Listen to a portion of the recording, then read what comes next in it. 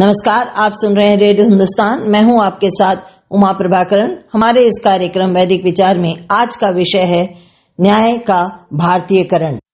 भारत के मुख्य न्यायाधीश एन.वी. रमन की अध्यक्षता में देश के सर्वोच्च न्यायालय ने ऐसे कई फैसले किए हैं जिनसे न्यायपालिका की स्वतंत्रता और सम्मान में वृद्धि हुई है। उन्होंने तमिलनाडु के उच्च न्यायालय भवन की नींव रखते समय जो भाषण दिए हैं उसमें उन्होंने अत्यंत महत्वपूर्ण मुद्दा उठाया है, वह है भारत की न्याय व्यवस्था के भारतीयकरण का। यह मुद्दा उठाने के पहले उन्होंने कहा कि हमारी अदालतों का आचरण ऐसा होना चाहिए जिससे आम जनता के बीच उनकी प्रामाणिकता बढ़े। उनके फैसलों में कानून को अंधाधुंध तरीके से थोपा नहीं जाना चाहिए। न्याय सिर्फ किताबी नहीं होता, उसका मानवीय स्वरूप ज्यादा महत्वपूर्ण होता है। इसी तरह न्याय द्रौपदी की चीरहरण की तरह लंबा भी नहीं होना चाहिए।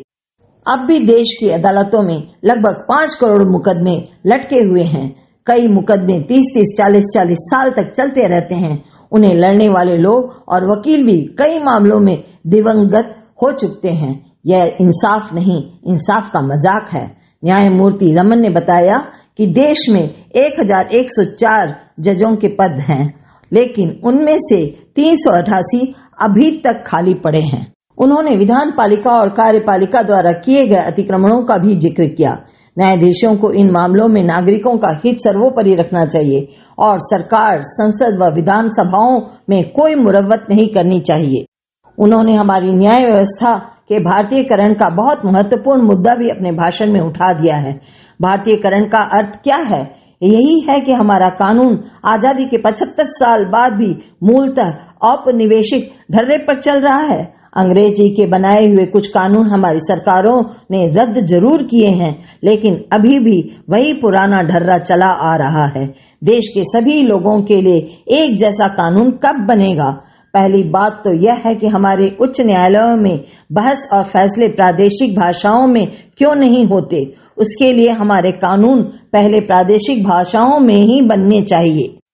न्यायमूर्ति रमन ने कहा कि आज के यांत्रिक मेधा के युग में अनुवाद की प्रक्रिया इतनी सरल हो गई है कि यह सुविधा आसानी से प्रदान की जा सकती है। राष्ट्रपति रामनाथ कोविंद ने इस संबंध में पिछले दिनों अच्छी पहल की थी। यदि हमारे कानून संसद में मूल रूप से हिंदी में बनने लगे तो सभी भारतीय भाषाओं में उनका अनुवाद काफी सरल हो जाएगा। यदि न्याय व्यवस्था का हमें भारतीयकरण करना है तो सबसे पहले उसे अंग्रेजी के शिकंजे से मुक्त करना होगा। इस समय भारत की न्याय व्यवस्था जादू टोना बनी हुई है, इसलिए वह ठगी, विलंब और अन्याय का शिकार भी होती है।